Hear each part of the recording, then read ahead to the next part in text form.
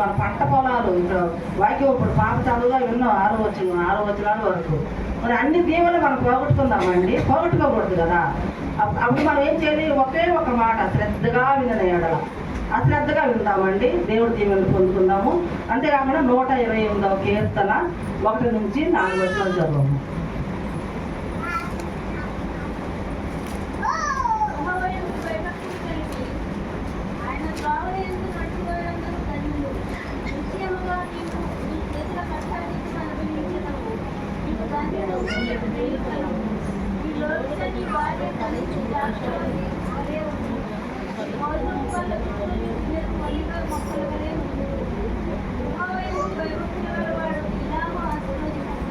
చాలండి. అయితే ఇక్కడ శ్రద్ధగా వినమని దేవుడు చెప్పాడు. ఇక్కడ ఏం చెప్తున్నాడంటే దేవుడు భయభక్తులు కలిగి ఉండమంటున్నాడు. ఎలాంటి భయభక్తులు? మన అమ్మ అంటే మనకు భయం, మన నాన్న అంటే మనకు భయం. ఎందుకు భయం? మనం ఏదన్నా వాళ్ళు తెలియకుండా ఒక రూపాయి తీసుకెళ్ళి కొనుక్కున్నామండి, కొడతారని భయపడతాం కదా. అలాంటి భయం అనేది మనం హృదయంలో కలగాలండి. భయభక్తులు కలిగి దేవుని యందు మనం ఎప్పుడైతే ఆయన త్రోవలను నడుచుకుంటామో మన పిల్లలు ఎలా ఉంటారంటే ఒలివ మొక్కల వలె ఉంటారు, ఫలించే ద్రాక్ష వలె ఉంటారు. అంతేకాకుండా నీ భార్య మరి ఎంత అసలు గుణవతి అయిన భార్య దొరుకుతూ అరుదని కూడా చెప్పాడండి. మీ వివాహాల కొరకు పిల్లలు మరి తల్లిని ఎంత ప్రార్థన చేస్తున్నారు కదా. ఆ ప్రార్థన ద్వారా మరి మంచి భార్యతో మంచి భర్త దొరికారంటే దేవుడు అనుగ్రహించిన కృప అండి, ఆయన చూపించిన ప్రేమ మీ పట్ల. అంతేకాదు మీరు ప్రయాణం వెళ్తూ ఉంటారు ఉద్యోగాలు నిమిత్తం, దేవుడు ఎంతో కాపుదల. అందుకని మీరు ఏం చేస్తారంటే దేవుని ఎంతో శ్రద్ధ కలిగి ఉండాలి, బాధ్యతలు కలిగి ఉండాలి. ఇంకొకటి ఏంటంటే ఆయన ఎంతో భయభక్తులు కలిగి ఉండాలి.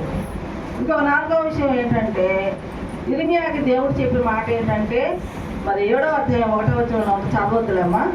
ఆయన దేవుడు ఏం చెప్తాడంటే, అయ్యా ఇర్మియా, మరి ప్రతి ఒక్కరు మందిరానికి వస్తున్నారు కదా, వచ్చి వెళ్తున్నారే కానీ ఎవరు కూడా దేవుని నామాన్ని ప్రకటించలేకపోతున్నారు. కాబట్టి నువ్వేం చెప్తావంటే వాళ్ళందరికీ కూడా కూర్చోబెట్టి మరి ఆయన చేసిన అద్భుత కార్యాలు, ఆశ్చర్య కార్యాలు పాత నిబంధనలో మోషే కానివ్వండి, తర్వాత అబ్రహాం దగ్గర కానివ్వండి, ఈ రీతిగా మీరు చెప్పాలి, దేవుని ప్రకటించాలి, దేవుని నామాన్ని ప్రకటించమని చెప్పండి అని ఇర్మియా ప్రజలు చెప్తూ ఉంటారండి. మనం ఏ స్థితిలో ఉన్నామండి? ప్రకటిస్తున్నావా లేదా? ఎంతవరకు ఏమన్నా ప్రకటించగలుగుతున్నావా?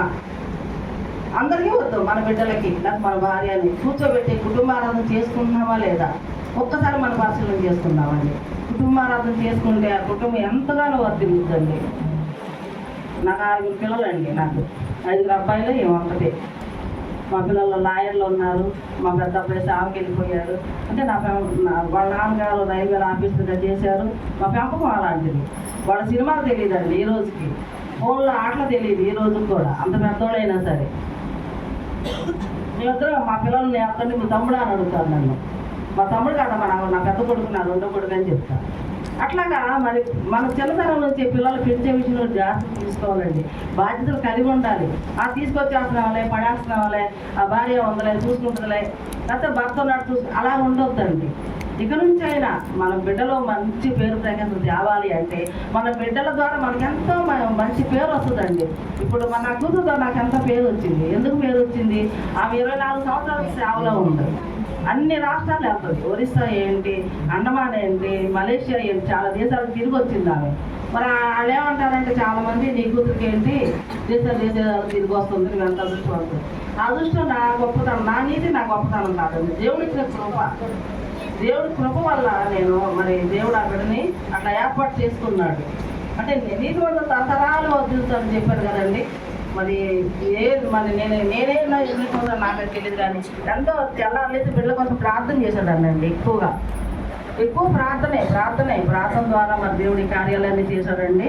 మరి కాబట్టి కొద్ది మాటలు దేవుడు దీవించి ఆశీర్వదించి నాకైతే దగ్గు వస్తుంది, అందుకే ముగిస్తున్నాను.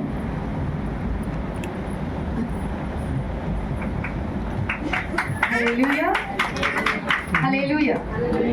దేవుడి నామానికి మహిమ చెందును గాక. అలసిపోయారా? మీ అందరికి 108 తెలుసు కదండి. 108 ఎప్పుడు వస్తుంది? బిర్యానీ కావాలన్న వాళ్ళు గట్టిగా చెప్పండి,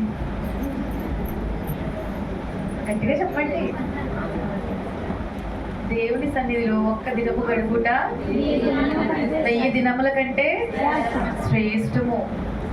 నిన్న మనం అనుకున్నాం కదా, కేక్ తీసుకెళ్తున్నప్పుడు పలహారము, ఆ పలహారం ఇంటికి కూడా తీసుకెళ్ళి కానీ మన బిడ్డలకో మన ఇంట్లో పెద్దవాళ్ళకో అనారోగ్యంతో ఉన్న వాళ్ళకో ఇస్తే స్వస్థ కలుగుతుంది అని మనకు ఒక నమ్మకం. దేవుడి సన్నిధిలో ఏముంటుంది? ఆయన మహిమ ఉంటుంది. ఆ మహిమతో మనం వస్తే ఆ మహిమ మనల్ని ఏం చేస్తుంది? తాకుతుంది. అవునా?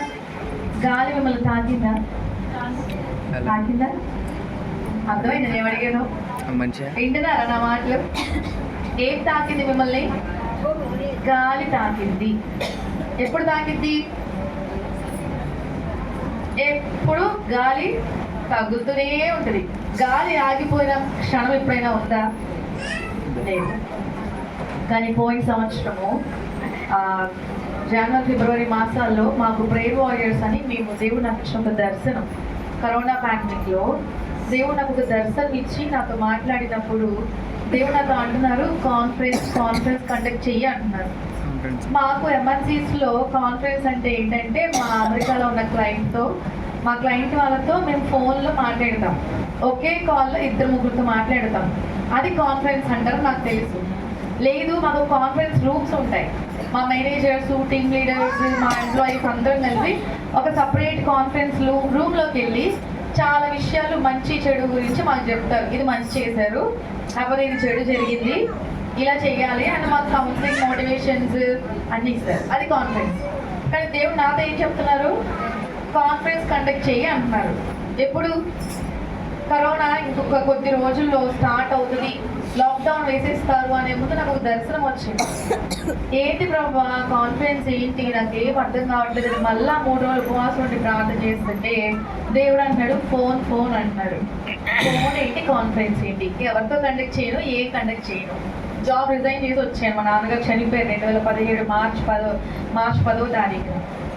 కామెడీలు వచ్చి తెలియక ఆయన చనిపోయారు. ఆ తర్వాత నేను జాబ్ రిజైన్ చేసి ఎంఎన్సీస్లో వచ్చేసినప్పుడు ప్రభువుని అడిగితే నాకు పర్మనెంట్గా దేవుడు ఫుల్ టైం మినిస్ట్రీకి రమ్మన్నారు. సార్ 2017లో నేను అనుకున్నా, ప్రభా వివాహం కావాలి, ఉద్యోగం లేదు, నన్ను ఎవరు చేసుకుంటారు, కట్నాలేమో చాలా అడుగుతున్నారు, 25 లక్షలు 30 లక్షలు, కొన్ని ఎంతో కొంత 10 లక్షలు కట్నం ఇస్తామంటే మా లాస్ట్ లెట్ ఉంది అంటున్నారు. నేనేమో డబుల్ పోస్ట్ గ్రాడ్యుయేట్, ఇప్పుడేమో జాబ్ వదిలేసి వచ్చాను. Many questions in my mind. నా తలలో చాలా ప్రశ్నలు. మా బిజినెస్లు అన్నీ పడిపోతున్న స్టేజ్. మాకు అంతకుముందు కొన్ని బిజినెస్లు ఉన్నాయి, మా ఫ్యామిలీ బిజినెస్లు, బూసీ బ్రదర్స్ అని, నా పేరు శశి ఎంటర్ప్రైజెస్ అని, ఆ బిజినెస్ అని అవన్నీ పడిపోతున్నాయి. ఒకటి పడిపోతున్న సందర్భంలో నాన్నగారు చనిపోయిన తర్వాత నువ్వేంటయ్యా కాన్ఫరెన్స్ అంటున్నావు, సేవలో నేను కంటిన్యూ అయిపోతున్నాను కదా అని మా అమ్మగారు చెప్పాడు. అనేక ప్రాంతాల్లో వెళ్తున్నాను కదా, ఇంకా ఈ కాన్ఫరెన్స్ ఏంటి అన్నప్పుడు దేవుడు ఒక దర్శనం చూపించాడు. ఏంటి అంటే, నేను భూమి మీద ఉన్నాను, ఒక పెద్ద నిచ్చెన భూమి నుంచి ఆకాశం వైపు యెహోవా తండ్రి సింహాసనం ముందు ఆ నిచ్చెన ఉంది. ఆ నిచ్చెన మీద నుంచి అనేక మంది ఎక్కి వెళ్తున్నప్పుడు ఆయన మహిమ ప్రవాహం అక్కడ నుంచి జాలువారుతా ఉంది. నాకు అర్థం కాలేదు, ప్రభా నాకు అర్థం కావట్లేదు ఇదంటే. భూమి మీద అనేక మంది ఆర్తనాదాలు, కాలిపోయినటువంటి చేతులు, నల్లగా బూడిదలాగా బొగ్గులాగా వాళ్ళ చేతులు ఎత్తి ఆక్రాంతాలు చేస్తున్నారు. పాతాళంలోంచి, అగాధంలోంచి కొన్ని వందల వేల మంది చేతులు, అరుపులు, కేకలు నాకు కనబడుతూ ఉన్నాయి. అయ్యో వీళ్ళెవరు, ఎక్కిపోతున్న కొద్ది మంది జనం ఎవరు, నాకు అర్థం కావట్లేదు ప్రభా అన్నప్పుడు, మళ్ళా ఫోను కాన్ఫరెన్స్ అన్నప్పుడు అప్పుడు నాకు అర్థమైంది, దేవా నువ్వు నన్ను ఫోన్ కాన్ఫరెన్స్ ద్వారా ప్రార్థనలో అనేక మంది నడిపించమంటున్నావు కదా. ఆ ప్రభు నాతో ఎప్పుడైతే వాక్యం ద్వారా నన్ను దర్శనం ద్వారా దర్శించారో అప్పుడు నేను 5 మందిని నా ఫోన్ కాన్ఫరెన్స్ అంటే ఏంటి, ఒకే ఫోన్లో 2-3 మాట్లాడచ్చు. అది ఎలాగో తెలియదు, దేవుడు దర్శనం ఇచ్చారు. నేను ఏం చేశానంటే ఒక మెసేజ్ డ్రాప్ చేసి అన్ని గ్రూపులో ఇచ్చేసాను. ఒకళ్ళు ఫోన్ చేస్తున్నారు, సిస్టర్ ఏంటి కాన్ఫరెన్స్ అంటే ఏంటి, కాన్ఫరెన్స్ అంటే ఏంటి, ఒక కాల్ ఇచ్చి ఇంకో కాల్ ఇచ్చేస్తున్నాను, ఇంకో కాల్ ఇచ్చి ఇంకో కాల్. మొత్తానికి ఏమైందంటే అన్ని కాల్స్ క్లబ్ అప్ అయిపోయి అందరు ఫోన్స్ మాటలు నాకు వినపడుతున్నాయి. అప్పుడు నాకు అర్థమైంది ఇదే కాన్ఫరెన్స్ అంటే ఏంటి. ఒక కాల్లోనే మనం అనేక మంది తీసుకోవచ్చు. చాలా మంది తీసుకొచ్చారు, నేను కాల్ చేస్తే వెళ్ళట్లా, 5 లిమిట్ వస్తుంది. ఫోన్స్ వాడడం తెలుసు కానీ ఇంత స్మార్ట్గా వాడడం నాకు రాలేదు. మనం అనుకుంటాం అయ్యో నాకు చాలా అవి తెలియదు అని. దేవుడు నేర్పిస్తాడు. పరిశుద్ధాత్మ దేవుడు ఏం చేస్తాడు, నేర్పిస్తాడు. రాని వాటిని ఆయన నేర్పిస్తాడు. నీ శక్తి కొలది ఆయన నేర్పిస్తాడు. ఆయన పని చేయాలని మనం ఆశపడితే, ఏం పని చేయాలి మనం అడిగితే ఆయన మనకి నేర్పిస్తాడు. నేను ఒక మెసేజ్ పెట్టాను, కాన్ఫరెన్స్ ప్రేయర్ నిర్వహించబడుతుంది అని. టైమింగ్ ఇవ్వలా, ప్లేస్ ఇవ్వలా. సిస్టర్ మీరు టైమింగ్ ఇవ్వలేదు, ప్లేస్ ఇవ్వలేదు, కాన్ఫరెన్స్ అన్నారు, ఎట్లాగా? అది అడగడానికి నాకు చాలా మంది కాల్స్ చేస్తుంటే లిఫ్ట్ ఇట్లా టక్కటక్కమని కొడితే నా ఫోన్ మరి స్క్రీన్ ప్రాబ్లం ఉంది. నేను ఒకటి టచ్ చేస్తే ఇంకొకటి టచ్ అవుతుంది, ఇంకొకరు అందరూ ఒకే టైంలో చేస్తున్నారు కదా. అదేవింది నలుగురు ఐదుగురు కలిసిపోయారు ఒకే ఫోన్లో. ఓ ఇది కాన్ఫరెన్స్, దేవుడు చెప్పింది. దేవుడు మనతో మాట్లాడినప్పుడు కొన్ని గలిబిళ్ళు వచ్చేస్తాయి, కొన్ని తొందరలు వచ్చేస్తాయి,